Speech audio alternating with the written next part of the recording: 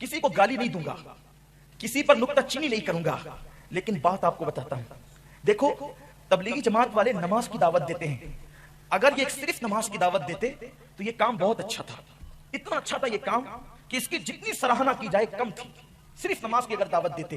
لیکن آپ کو پتا ہونا چاہیے، اگر آپ پڑھے لکھے ہیں تو بہت سنجیدگی سے میری بات کو سنیں. ہم لوگ گالی دینے والے لوگ نہیں ہیں، کیونکہ ہم رحمت للعالمین کے امتی ہیں. ہم صوفیہ کے ماننے والے لوگ ہیں. ہم پیار کی بات کرتے ہیں، محبت کی بات کرتے ہیں، لیکن صرف سن لو. ان کے لوگ بھی آئے ہیں تو میری گزارش ہے کہ سنیں. اگر تبلیغی جماعت صرف نماز کی دعوت دیتی ہم ان کو کروڑوں مرتبہ سلام کرتے. لیکن بات کیا ہے کہ ہر شکاری جب شکار کرنے کے لیے آتا ہے تو وہ جس کو شکار کرنا ہوتا ہے اس کی پسندیدہ چیز کو وہ سامنے رکھتا ہے. جیسے چڑیوں کا شکار ہوتا ہے تو جال بچھا کر کے دانے ڈالے جاتے ہیں. بیچارہ پرندہ سوچتا ہے کہ دانے ہیں چلو کھا لیں گے، لیکن جو جال پر نظر نہیں جاتی دانے پر نظر جاتی ہے، کیونکہ بھوکے کی نظر دانے پر ہی جاتی ہے. جال کی باریکی کو وہ دیکھ نہیں پاتا، وہ جاتا ہے دانا چگنے کے لیے، اس کے پیر جو ہے جال میں پھنس جاتے ہیں. نہ دانا ملا نہ آزادی ملی، جان بھی چلی گئی، دانا بھی چلا گیا، اور اس کے بعد جتنا وہ نکلنے کی کوشش کرتا ہے اس میں الجھتا چلا جاتا ہے. بالکل ایسا ہی معاملہ ہے میرے آقا صلی اللہ علیہ وسلم کے دیوانوں. ہندوستان کے حالات 1857 میں بڑے خطرناک اور دردناک حالات تھے. ہندوستان کے اندر انگریز آئے تو انہوں نے کہ لڑاؤ اور حکومت کرو کی پالیسی کے تحت اس ہندوستان کے اندر جو قدیم مسلک تھا جس کو اہل سنت و جماعت کہتے ہیں، یہی مسلک سب سے پرانا پوری دنیا میں ہے. اور ہندوستان کا بھی سب سے پرانا مسلک کون سا ہے؟ اہل سنت و جماعت. دیکھو اس کی آسان سی دلیل آپ کو دیتا ہوں. تبلیغی جماعت اور ان کی جماعت کے سارے لوگ اور چکرالی وغیرہ سب کے سب کہتے ہیں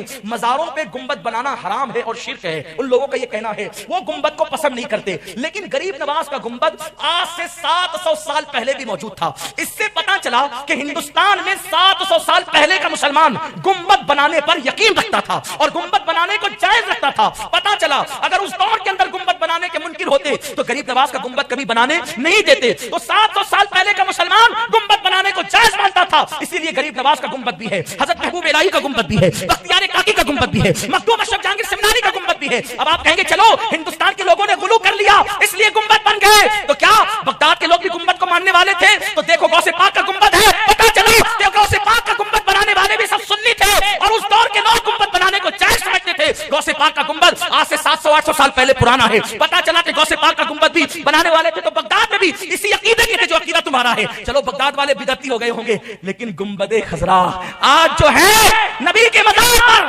یہ آج خضرا ہے. اس دن ابیض تھا یعنی سفید تھا.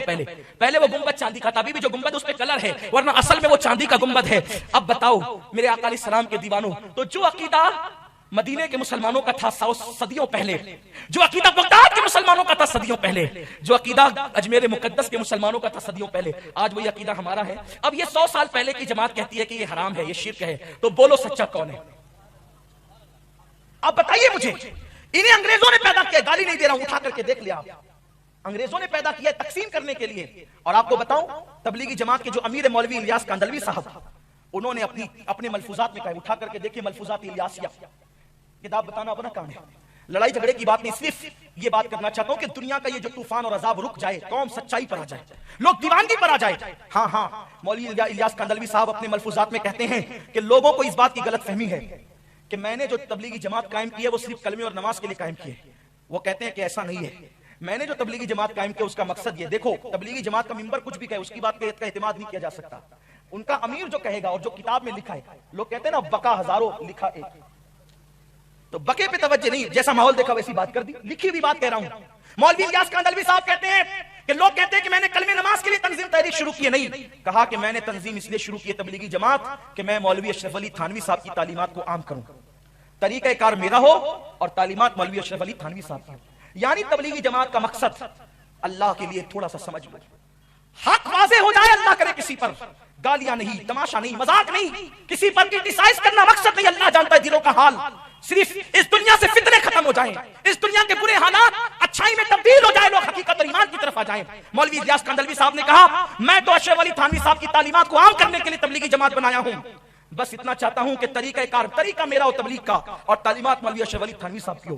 اور اس کے لیے تعلیمات اشرفیہ کو، اشرف علی تھانوی کی تعلیم کو عام کرنے کے لیے نماز کا ٹائٹل سامنے رکھا گیا اور کلمے کا ٹائٹل، کیونکہ نماز سے مسلمانوں کو محبت تھی، مسلمانوں کی اکثریت بے نمازی ہو گئی تھی. اب ذرا جائزہ لیا جائے کہ مولوی اشرف علی تھانوی صاحب کی جو تعلیمات کو مولوی الیاس صاحب عام کرنا چاہتے ہیں وہ تعلیمات کیا ہے، آخر وہ کون سی قیمتی تعلیمات تھی جس کو عام کرنے کے لیے تبلیغی جماعت جیسی جماعت بنائی گئی اور فرنٹ پر نماز کو رکھا گیا. دیکھو سنیوں نے جہاں بات کی ڈنکے کی چوٹ پہ کی. ہم نے کوئی ٹائٹل سامنے نہیں رکھا, ہم نے جو اپنا مقصد تھا وہی سامنے رکھا. مولوی اشرف علی تھانوی صاحب کی تعلیمات کیا تھی, ان کی کتاب اٹھا کر کے دیکھیں.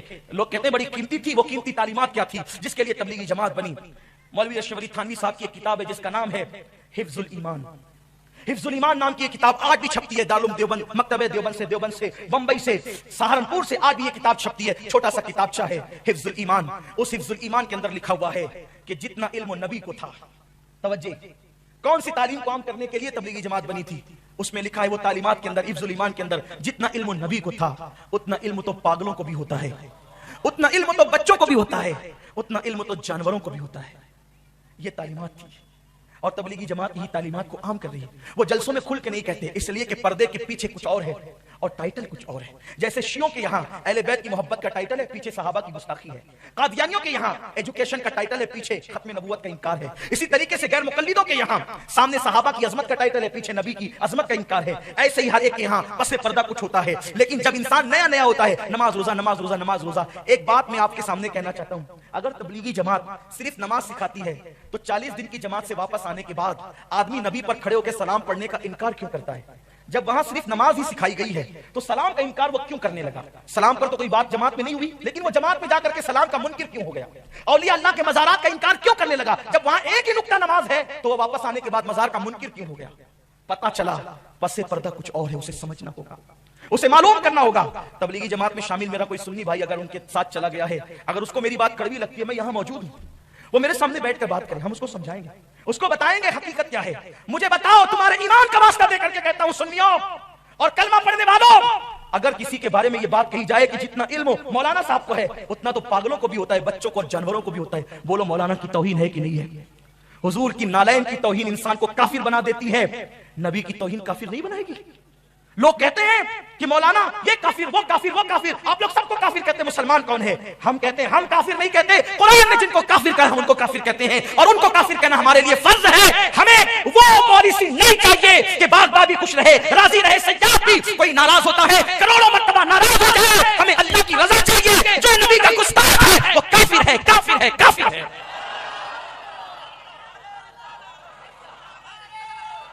حضور کی گستاخی کی گئی, حضور کی گستاخی کی گئی یہ کہہ کر کہ ان کو جتنا علم اپنا پاگلوں کو ہے. کیا میں بڑھ کر یہ سوال کرنے کا حق رکھتا ہوں, آپ برا نہ مانیں, کیا یہ سوال کرنے کا حق رکھتا ہوں کہ دیوبند میں وہ کون سا پاگل پیدا ہوا جس کو میرے نبی کے برابر علم ہے کہ وہ زمین پہ بیٹھ کر عرش کی خبر دیتا ہو؟ لے آؤ, وہ کون سا پاگل ہے, ہم بھی تو ذرا اس کی زیارت کریں. کون سا وہ بچہ سہارنپور پہ پیدا ہوا, کون سا وہ بچہ بھوپال میں پیدا ہوا جس کا علم میرے نبی کے برابر ہے, ہم بھی تو اس بچے کی زیارت کریں. لاؤ ایسا بچہ, لیکن تم بچہ تو کیا اپنا پٹا بھی ایسے نہیں دکھا سکتے. خدا کی عزت کی قسم, نبی کے گھر کے جانوروں کو جتنا علم تھا آج اتنا علم آپ کسی محدث کے پاس نہیں بتا سکتے. یہ میرے جذبات نہیں ہے. اٹھائیے حدیث, بخاری شریف کی حدیث اٹھائیے, بخاری شریف پیش کرنا ہوں آپ کے سامنے. حضور ایک سواری پر جا رہے ہیں, قبروں کے قریب سے گزرے تو حضور کی سواری بدکنے لگی. یہ بخاری میں ہے کہ نہیں؟ بخاری شریف میں ہے. حضور کی سواری بدکنے لگی. صحابہ کی سواری نہیں بدکی, صحابہ بھی سواری پر تھے, حضور بھی سواری پر تھے.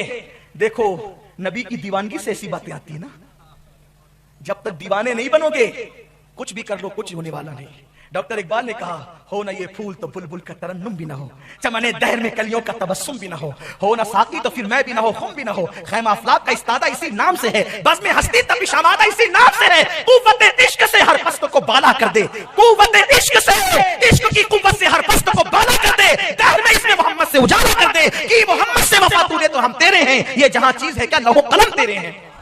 حضور کے عشق سے اوپر جاؤ گے, حضور کا عشق بلال کو کعبے کی چھت پہ کھڑا کرتا ہے, اور حضور کی دشمنی سگے چچا ابو لہب کو جہنم کا ایندھن بنا دیتا ہے. یاد رکھنا, اس لیے عشق کی طرف آؤ, دیوانگی کی طرف آؤ. صحابہ کرام بھی سواریوں پہ ہیں, اللہ کے رسول بھی سواری پر. حضور کی سواری بدکنے لگی, کھچر بدکنے لگا, یعنی اچھلنے کودنے لگا. صحابہ نے اس کی آقا یہ کھچر کیوں بدک رہا ہے, کیوں بدک رہا ہے یہ کھچر؟ آقا نے فرمایا اس لیے کہ ان دو قبروں پر عذاب ہو رہا ہے, اسی کو دیکھ کے بدک رہا ہے.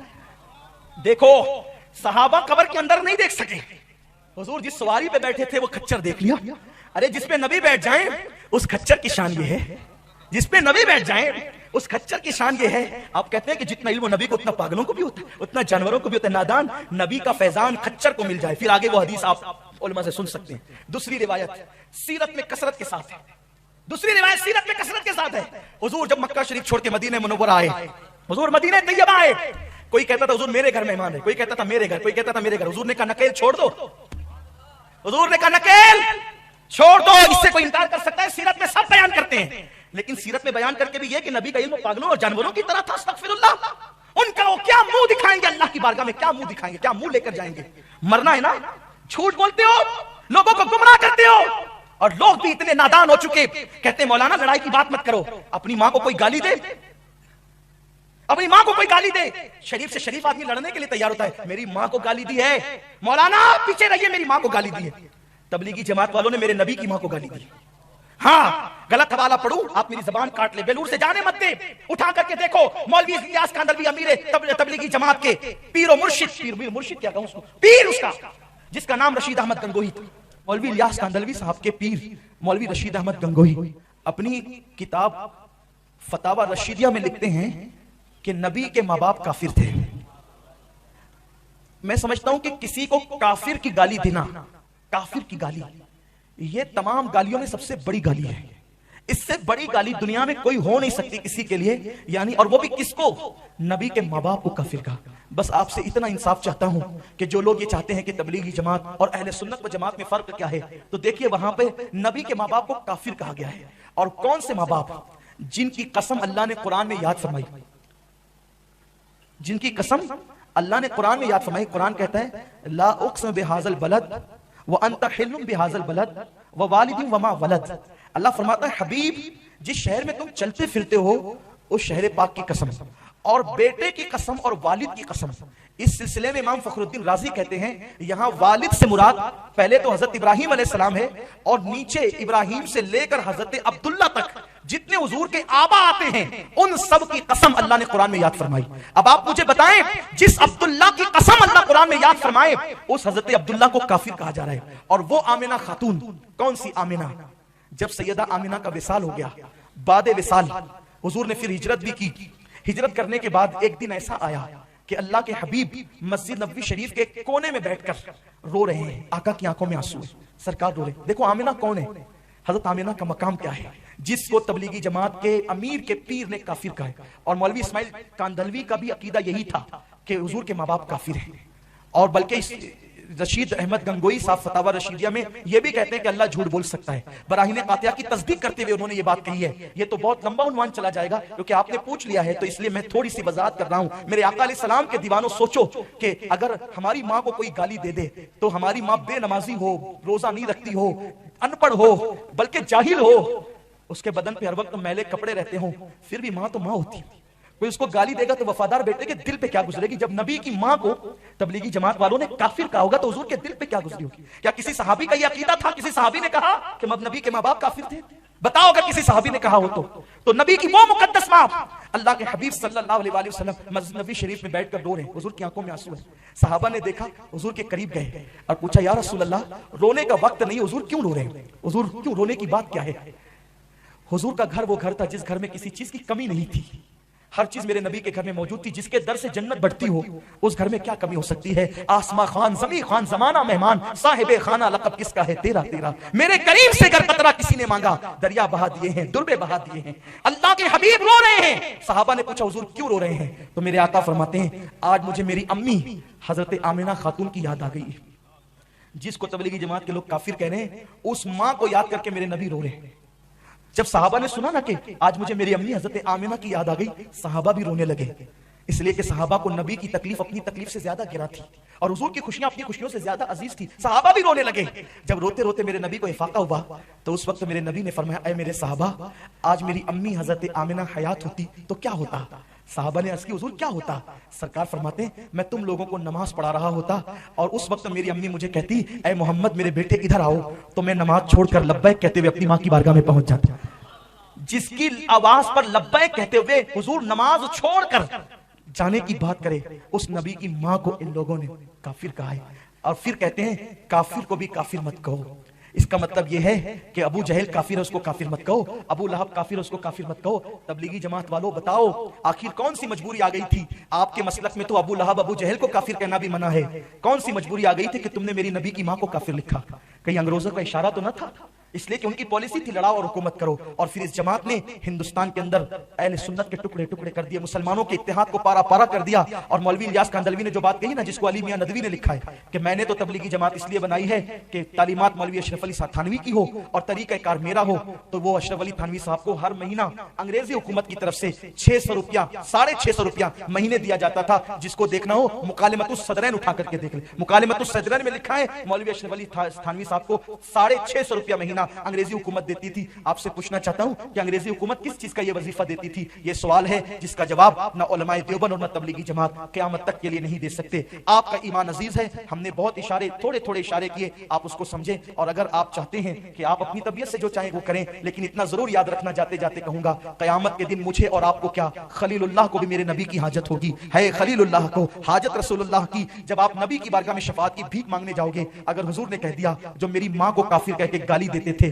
تو انہی کے پیچھے نماز پڑھتا تھا، انہی کے اجتماعات میں جاتا تھا، انہی کے ساتھ جماعتوں میں گشت کرتا تھا، تو آپ کے پاس جواب کیا ہوگا؟ اس کے ذمہ دار آپ ہیں۔ ہم آپ کو ورگلانا لڑانا نہیں چاہتے، آپ کے ایمان کا تحفظ چاہتے ہیں۔ اگر آپ کو ایمان عزیز ہے، نکلیے اس گندگی سے اور اس طرف آئیے جو غریب نواز کی تعلیم ہے، محبوب الہی کی تعلیم ہے، حضرت مخدوم اشرف جہانگیر سمنانی کی تعلیم ہے، اور 14ویں صدی میں جو تعلیمات امام احمد رضا محدث بریلوی نے پیش کی ہے، ان تعلیمات کی طرف آؤ۔ یہ تو سراپا عشق عشق عشق ہی ہے، بلکہ دونوں میں فرق واضح یہ ملے گا، وہاں نبی پہ اعتراضات ملیں گے، یہاں نبی کی طرف سے نبی پر جو اعتراضات کیے گئے ہیں ان اعتراضات کے جوابات ملیں گے۔ وہاں یہ ملے گا آپ کو فرق، یہ وہاں یہ ملے گا نبی مر کر مٹی میں مل گئے، یہاں یہ جواب ملے گا تو زندہ ہے واللہ، تو زندہ ہے واللہ میرے چشم عالم سے چھپ جانے والے۔ وہاں یہ اعتراض ملے گا نبی کو علم کتنا ہے، یہاں یہ جواب ملے گا اور کوئی غیب کیا تم سے نہا ہو بھلا، جب نہ خدا ہی چھپا تم پہ کروڑوں درود۔ وہاں یہ اعتراض ملے گا کہ نبی کا خیال اگر نماز میں آئے تو نماز کا حال کیا ہوتا ہے، یہاں یہ جواب ملے گا مولا علی نے واری تیری نیند پر نماز، وہ بھی اثر جو سب سے اعلیٰ خطا کی ہے، صدیق بلکہ گاہ میں جا ان پہ دے چکے، اور حفظ جان تو جان فروض و گرہ کی ہے، اور تو نے